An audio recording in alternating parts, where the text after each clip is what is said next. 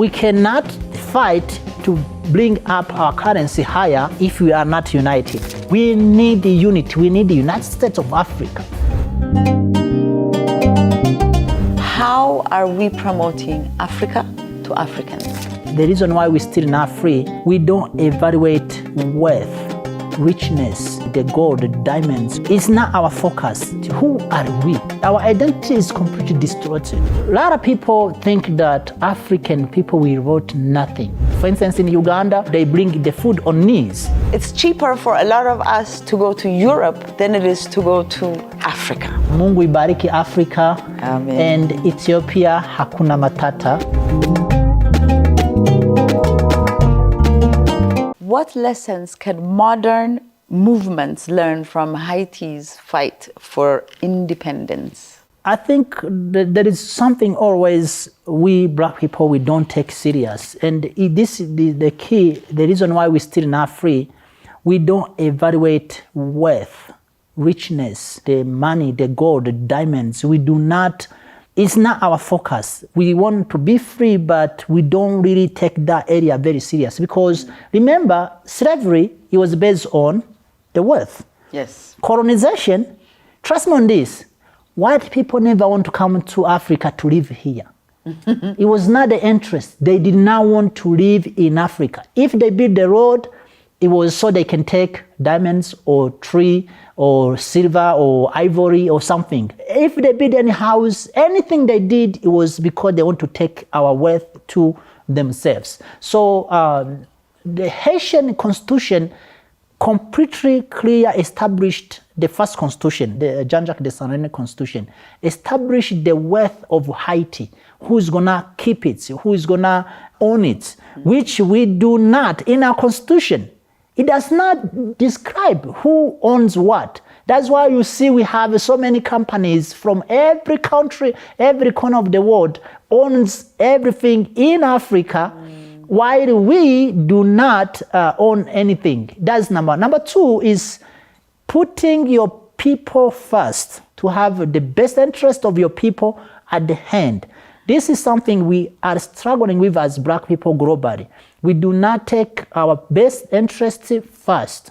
We put the best interest of everyone and then, or we put the best interest of religions, our ethnics, our political parties, our regions. We don't put our best interest on hand first. So in that constitution, it says that every black person in the country is free. That was number one. Number two, no white man can come to the land as a master, called master. That means you own slaves. So we don't do that. We don't say that. We don't say, hey, everyone have to be free. We don't do that. So I think that's the things we should learn from the Haitian Revolution, but also from Haiti in general. What is the primary goal of integration in a system? By the way, I am writing a book. My book is called Radicalized Pan-African, and there is a chapter is designated to the topic integration. So the reason why I hate integration is because one, we integrate with who? Because every people who are not black has took advantage of us. So why someone in your right mind will want to integrate with people who only come to take advantage of us? Only. Let me give you an example. The Portuguese, they come to us. They take advantage of us. They enslaved us. The French, they came. They take advantage of us. British, they come. They take advantage of us. The Yemenis, they take advantage of us. The Lebanons, they take advantage of us. The Arabs, they take advantage of us. The Russians, they take advantage of us. The Chinese, they are taking advantage of us. Everyone who come to us, they have intention of taking advantage of us. So why do we want to integrate with them? Why don't we integrate ourselves? Because we are enough. We don't really need to beg anybody. No. Trust me on this. Yeah. We don't need integration. If there is an integration, we need unity. We don't need integration.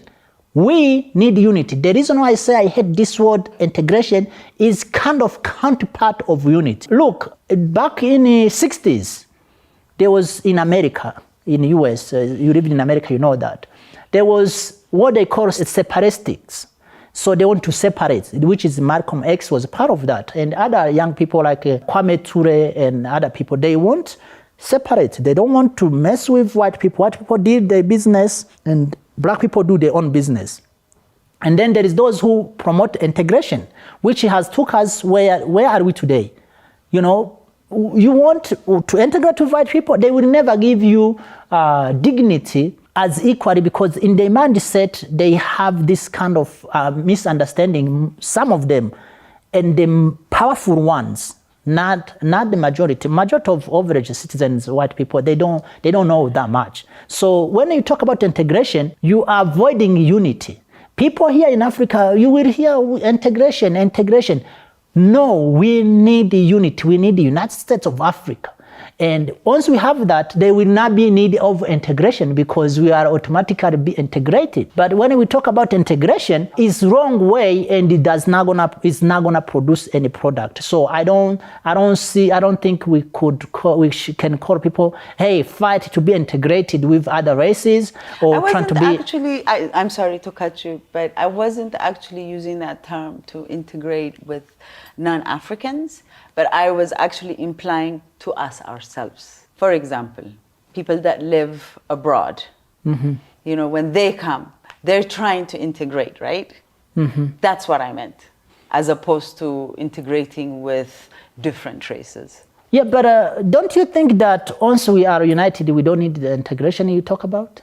Maybe for us that live on the continent, yeah. But I feel like for those that don't live on the continent, that don't have any idea of the continent, of the way of life, you know, all those things that they don't know when they're living in the US, how easy or how hard is it for them?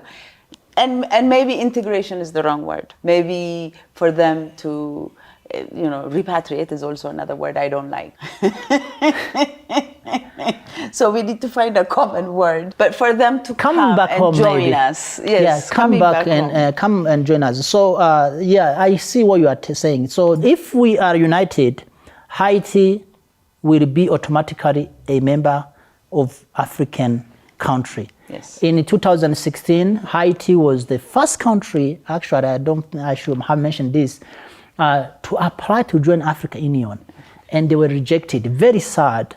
While they were rejected, now Kenya is sending military police, or maybe we'll go on this later on, but is sending military officers there, police officers, not even military, to Haiti, and the African Union that say is far away, is saying nothing. So Haiti, if we are united, it's gonna be a member of African unity. So in Jamaica as well, and some Trinidad, some countries like Trinidad, Dominica, something like that. But when you talk about people like in US, even today there's a group of people they call Republic of New Africa, which was established by Malcolm X. They are fighting to be independent. They want to have a country themselves, like 4 or 5 US states in South US. So if they get it, then we will have them to be part of us on our unit. Now, those who want to live in non-African countries, I don't think we need to integrate them. They will come as a guest and then they go back because I don't think we need to integrate. But the word integration... Actually AU has added the Caribbean and the African diaspora. Yeah, 6 region, you mean? Yes. Yeah, that one is, I have followed up on that very closely. It's been there for a long time now, but it's not operating. It's not operating. In fact, last time, one of my friends, he was applying to be the president of 6 region. I think it's a CID, something like that, CIDO, whatever it is. But when you apply for that position, they ask you which region are you from, which means that either you are from SADC, you are from East Africa Community, you are from North or ECOWAS or something, and there is no 6th region. So in order to get that position, you have to become from one of the other regions. Yeah, so it's not a catch. It's not there. It's not working there. But and I don't think it would be even a good idea. I think they should accept it Haiti by itself since they have desire to join. Now I'm going to take you out of Haiti. So what are some common stereotypes that demean African cultures? The first stereotype I saw to be ridiculous, a lot of people think that African people will vote nothing. But trust me on this, so many languages in Africa, even today, still using their own alphabet. But there is so many other ones except the Ethiopian, this Gez alphabet or manuscript. So there is so many like Bambara in Mali, there is in West Africa, there is, I think it's Liberia or Sierra Leone, there is some languages there in Cameroon, Baminike. So there is even Chewa in the south part of Africa, Malawi, they have alphabet. So we wrote things before. So that is number. Number two is the idea that Africa is like we didn't build anything.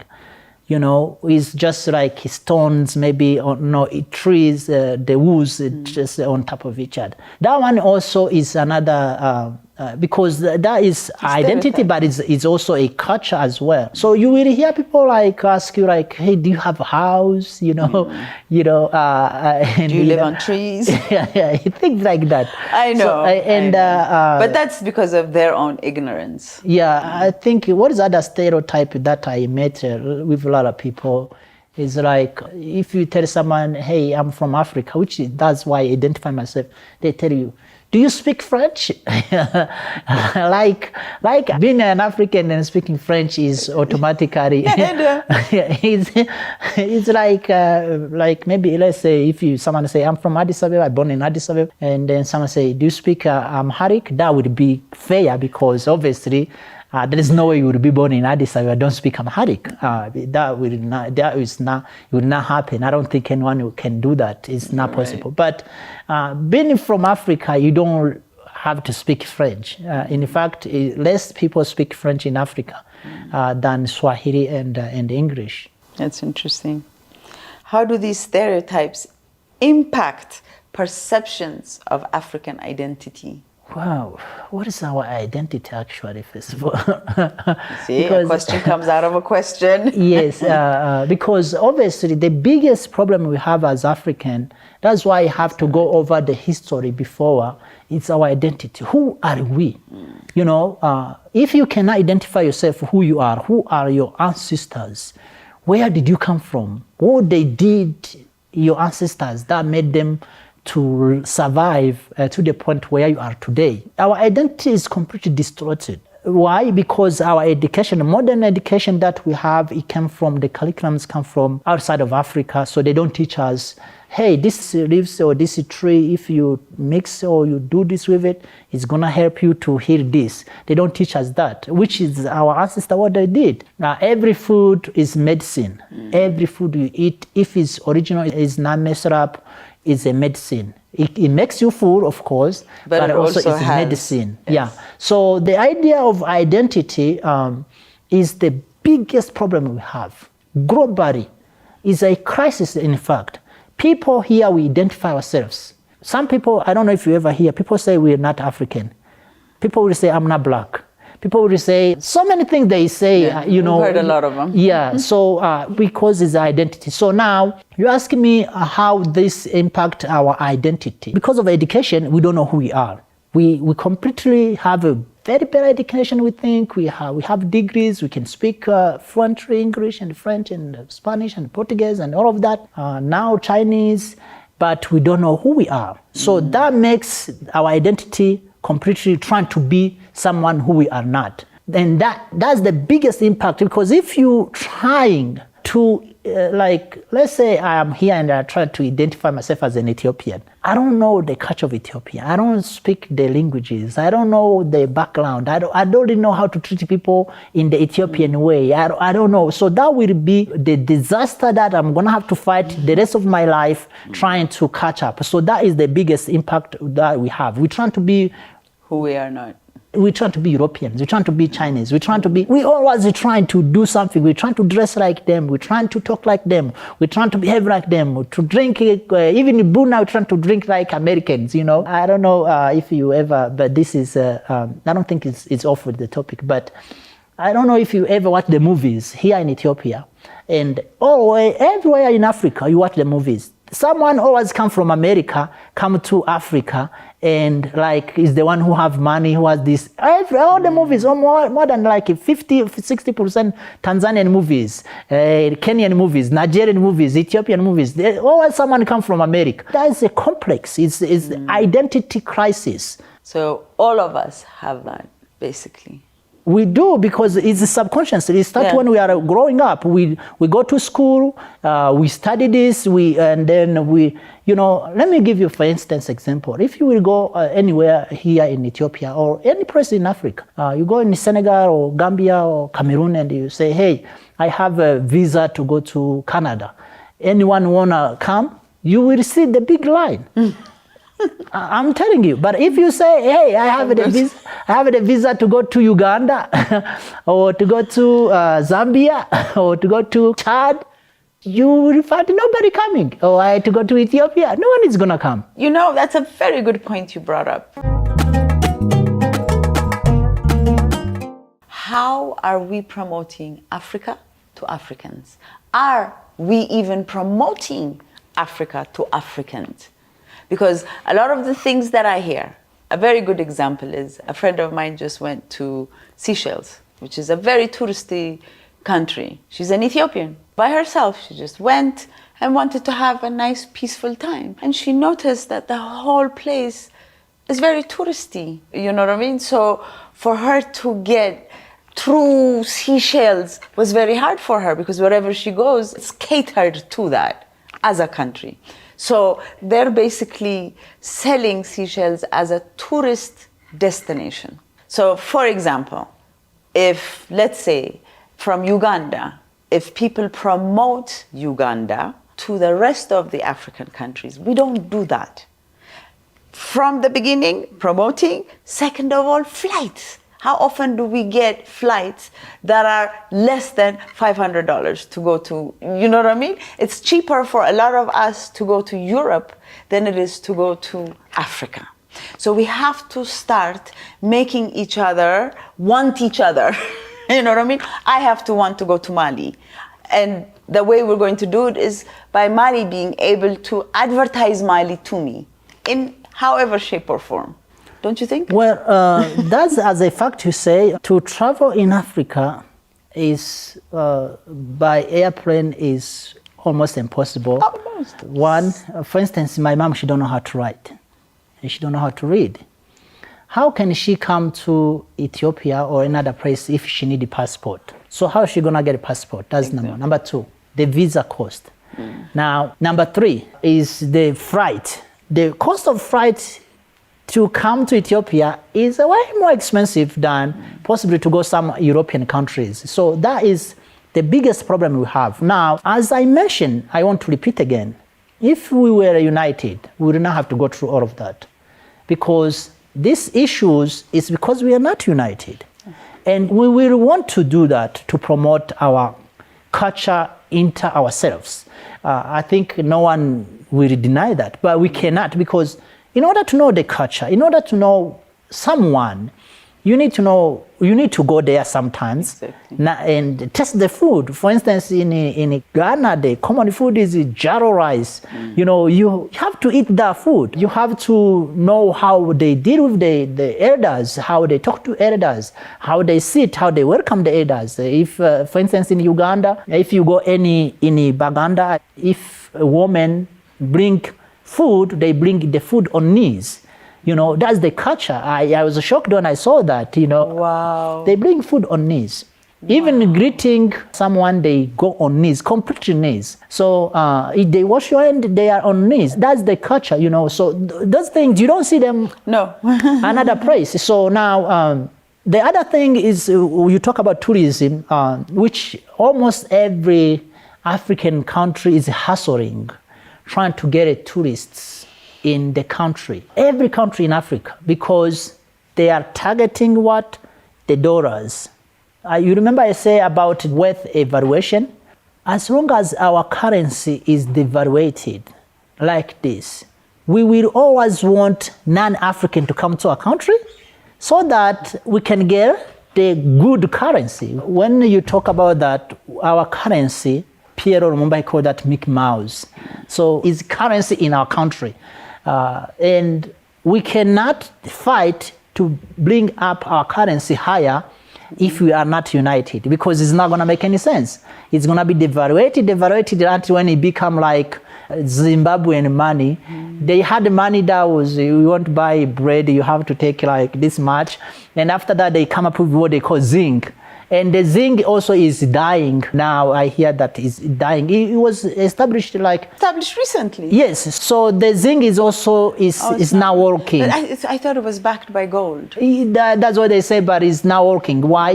Because the currency is now working. So the tourism, the flights, even if you try, let's say like you want to try like Hawaii, like to go by car, well, you're not going to make that far because there is fighting every corner. So maybe if you go by bus, if you're lucky, you may cross one country, but you're not going to cross. If, for instance, if you want to live from here to Namibia, it's the best tourism destination, Namibia, very good place with the Kalahari Desert. If you're lucky, you're going to cross South Sudan, but you're not going to cross the Congo because the Congo is on burning now. So, and all those things, there is only one solution. And I don't really know why it's so difficult for us Africans to get the point, to smell the coffee. It's unity. Unity and open the borders.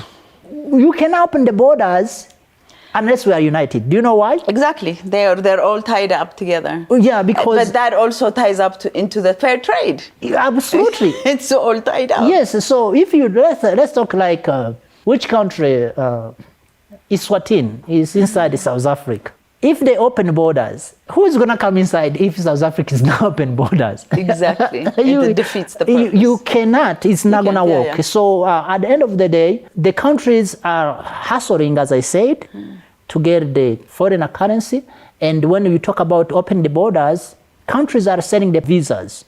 So if you open the borders, they're going to lose the business of visa. That's what they fear for. So that's why they will not open the borders. But if we were united, there will not be any need of visa or need of passport or need of all those line of questions you have to go through. You have to answer. Yes. That's very true.